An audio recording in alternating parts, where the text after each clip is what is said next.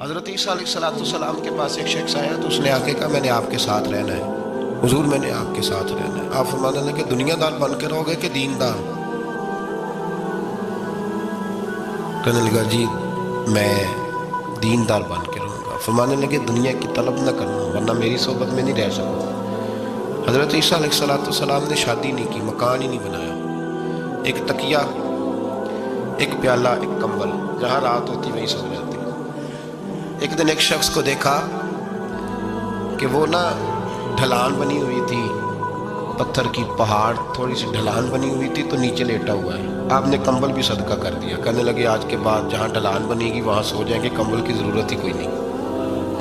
کچھ دنوں کے بعد ایک شخص کو دیکھا کہ وہ اپنے ہاتھ کا تکیہ بنا کے سویا ہوا ہے، تکیہ بھی خیرات کر دیا، کہنے لگے اس کے بغیر بھی گزارا ہو سکتا ہے۔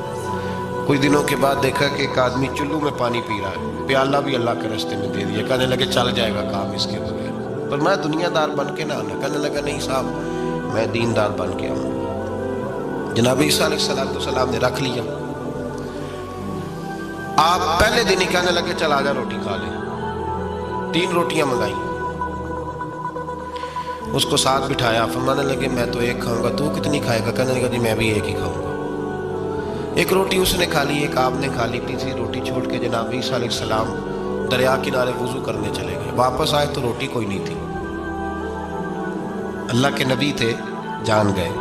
رب کریم کا بندہ بھی جان جاتا ہے۔ اقبال کہتے ہیں اولیاء کیا ہیں جواسی سرور قلوب، کہتے ہیں رب کے ولی کو ٹٹولا نہ کر، وہ تو دلوں کے حال بھی جانتا ہے۔ انہیں ٹٹولا نہ کر، غبار آلود سمجھ کر حکارت سے نہ دیکھ ان کو، انہی کی ٹھوکروں سے سلطنت بنتی بگڑتی ہے۔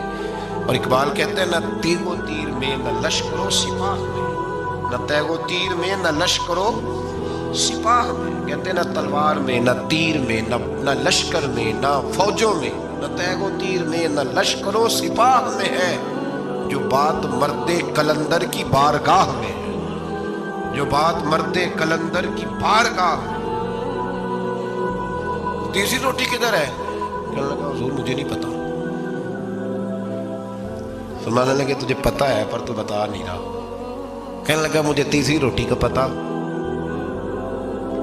حضرت عیسیٰ علیہ السلام میں ایک ہرنی جا رہی تھی، اس کے ساتھ 2 بچے تھے، آپ نے ایک بچہ پکڑا، اس کو ذبح کیا، لکڑی جلائی، اس کو بھونا، اس کو بھی کھلایا، خود بھی کھایا، ہڈیاں جمع کر دی۔ جب وہ ہڈیاں اس پہلو کو ذرا سمجھیے گا، جب کھا بیٹھے ہڈیاں جمع، وہ ہرنی بھی کھڑی ہے اور دوسرا بچہ بھی کھڑا ہے، ایک بچہ کا ذبح کر کے کھا لیا، دوسرا کھڑا ہے۔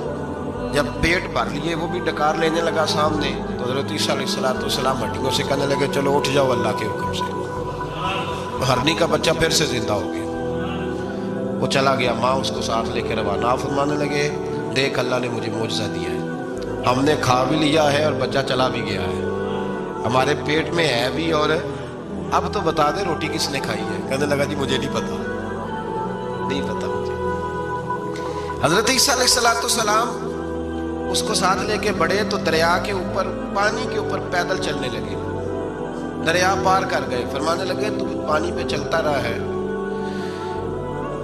سارا پانی کراس کر گیا ہے تو ڈوبا نہیں، اب بتا دے روٹی کس کے پاس ہے؟ کہنے لگا نہیں پتا مجھے پتا۔